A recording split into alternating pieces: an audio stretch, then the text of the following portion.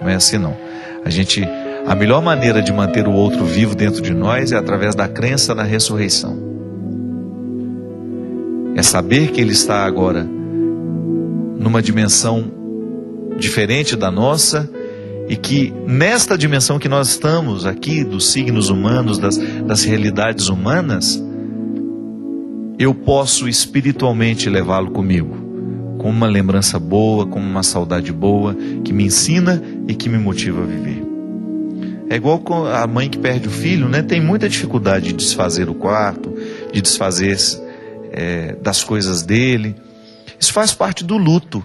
Chega um momento em que isso é necessário para a gente fechar o ciclo do sofrimento, né? Porque se o quarto fica lá do mesmo jeito que era, a gente corre o risco de não permitir que o luto seja organizado dentro de nós. É também uma forma de perder, né? É também uma forma de lidar com aquele que se foi. Porque às vezes nós temos essa ilusão de que a matéria continua fazendo aquela pessoa estar entre nós. E isso não é verdade. Em última instância, o que nós guardamos do outro é o amor que a gente viveu, são as alegrias que a gente experimentou juntos, os sofrimentos que vivemos lado a lado. E isso ninguém rouba de nós. Porque se você tem um copo que recorda o seu pai e de repente aquele copo sumiu, eu tinha um relógio que o meu pai me deu um tempo antes de morrer. Não sei o que foi que aconteceu com aquele relógio. De vez em quando eu me pego pensando, oh meu Deus, se aquele relógio tivesse ficado, teria sido bom eu ter alguma coisa que foi do meu pai. Mas não, eu vou ficar lamentando o relógio que foi embora. Agora, o que o meu pai deixou para mim, o que o meu pai significa como um ensinamento que jamais poderá ser roubado do meu coração, isso sim, isso vale, isso é válido. Essa é uma boa maneira de preservar a memória dele. É de vez em quando recordando os ensinamentos valiosos que ele me deu. É fazendo por ele, né? É honrar essa memória, vivendo bem tudo aquilo que ele me deixou. Mas são processos dolorosos que nem sempre a gente consegue, né? É organizar da noite para o dia. O tempo vai nos ensinando isso, Maria Luísa. Que Deus lhe abençoe muito nesse processo de organização do luto aí do seu marido. A Diana de Moura Araújo, lá de Canaã, Minas Gerais. Padre, eu tive muitas perdas na minha vida. Perdas muito importantes que ainda hoje me fazem sofrer. E eu gostaria de aprender a lidar com elas. Quero aprender a lidar com o sofrimento que todas essas perdas já me causaram. Como faço? Diana, não existe uma receita mágica, né? Para nada nessa vida. O fato é que o tempo todo nós perdemos. E a sabedoria, a vida, ela pode ser melhor, mais saudável, à medida em que nós aprendemos a perder. É interessante, né? Porque todo mundo nos ensina que a gente tem que ganhar, né? Eu tenho que ser o melhor nisso, tenho que ser o melhor naquilo. Mas ninguém nos ensina a se desprender daquilo que a vida já nos deu. É uma coisa estranha, né? Parece que a gente quer que tudo seja eterno. Eu me lembro que eu li um livro que me modificou muito, chama Perdas Necessárias. Até fiz uma música depois com esse título. É um livro de psicologia, um livro mais simplificado, né? Não é uma psicologia de academia, mas uma psicologia prática aplicada. E a autora, ela falava justamente disso, que a primeira parte do livro fala do inevitável processo de você deixar de ser quem você é. A criança cresce, ela deixa de ser a criança que era para tornar-se um adolescente. Existe uma perda nisso. Porque ela perde a atenção dos pais, não que ela vai deixar de ser amada, mas ela perde aquela atenção, né, que era extremamente volumosa, Era uma atenção cheia de volume, porque aquela criança precisava de toda aquela atenção. À medida que a gente vai crescendo, a gente vai ganhando autonomia e naturalmente a gente vai perdendo aquela atenção e vai ganhando outras formas de atenção. Mas a criança precisa organizar isso dentro dela. Depois da adolescência para a vida jovem, também temos perdas. E depois da vida jovem para a vida adulta, mais perdas. Da vida adulta para a velhice, mais perdas. Então a gente vive perdendo. Só que no avesso dessas perdas, existem ganhos. Mas que só podem ser vistos e identificados se a gente tiver sabido perder. Se eu soube perder, é natural que eu vou ter condições de encontrar os ganhos que nasceram daquilo que eu perdi. Então eu não sou mais a criança que eu era, eu não tenho mais a atenção que eu tinha, mas hoje eu ganhei autonomia. E é bom a gente ter autonomia. É bom a gente ter condições de cuidar da gente mesmo. E depois, no final da vida, você volta às necessidades da criança. Estranho isso, né? Você vai ter necessidades muito parecidas com as de uma criança. Ou até mesmo no momento, por exemplo, você vai ter uma invalidez temporária. Você fez uma cirurgia, você perdeu a destreza, você perdeu a possibilidade de cuidar de você mesmo, e você terá de ser cuidado por uma outra pessoa. Não é brincadeira, não. Não é fácil a gente deixar-se cuidar pelo outro. Por quê? Porque a gente não sabe perder. A gente não sabe administrar bem toda vez que nós nos sentimos, né, como nos sentimos antes. A gente tem dificuldade com as mudanças. E quando não sabemos acompanhar o processo das perdas, nós perdemos duas vezes. Porque viver é perder, minha gente. No avesso da perda tem um ganho? Tem.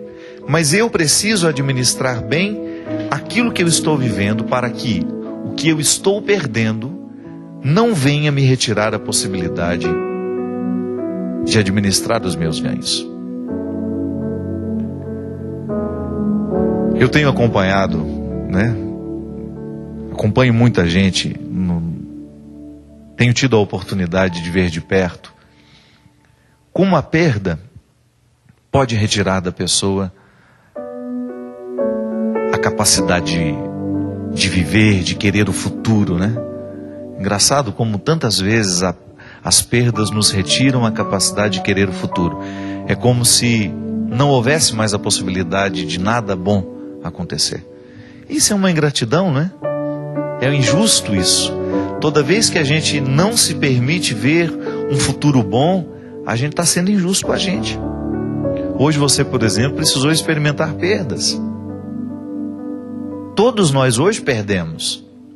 Mas e os ganhos que estavam nos avessos dessas perdas? Que talvez a gente não tenha tido condições de reconhecer. Essa semana acompanhei uma moça com uma necessidade muito grande de terminar um relacionamento que estava fazendo mal para ela.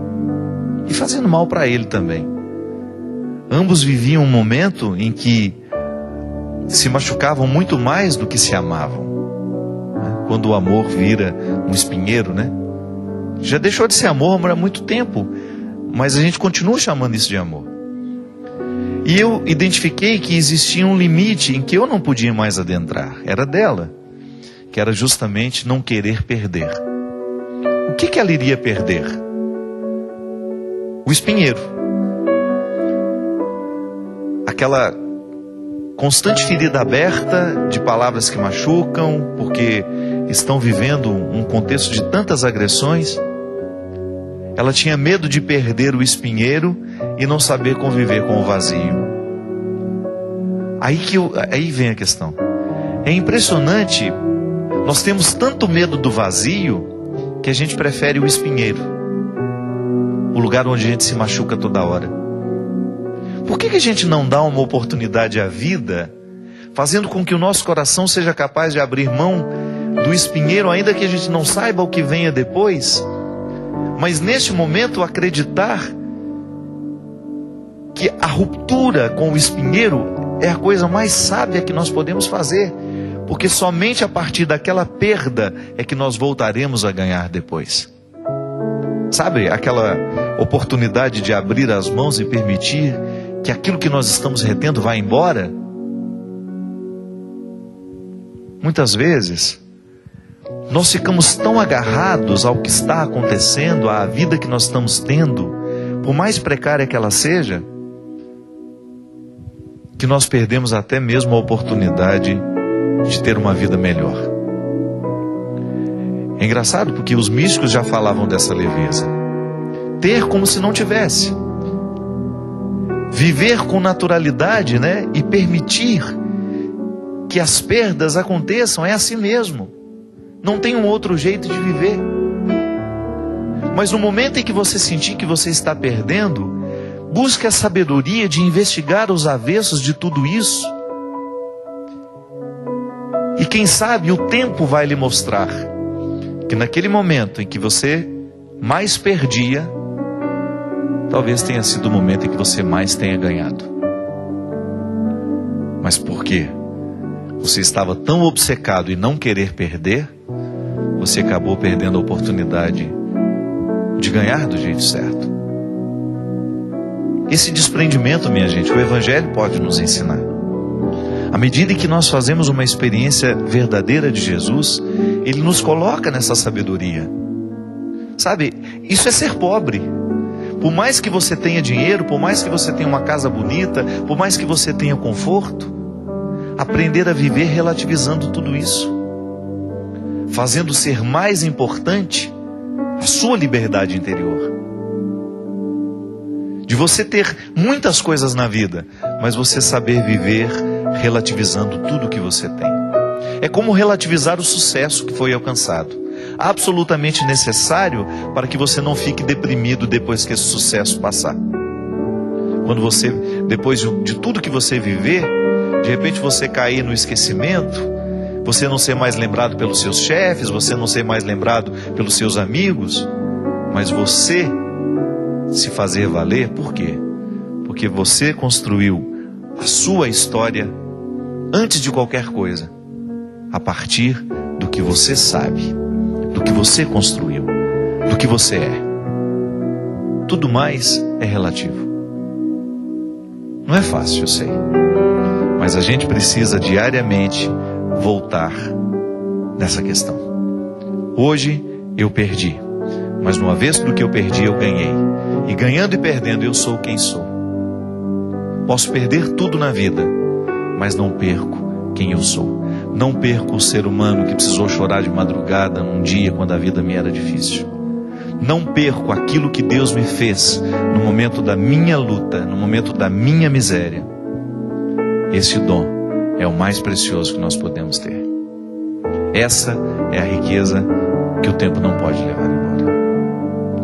Obrigado pela sua companhia. Que Deus nos abençoe sempre mais. Ele que é Pai, Filho e Espírito Santo. Amém. Até a semana que vem, se Deus quiser. Seja sempre o guardião das palavras que eu falo, e também seja o pastor a conduzir os meus passos. Não me deixe por caminhos tortuosos caminhar, mas me mostre o que é amar.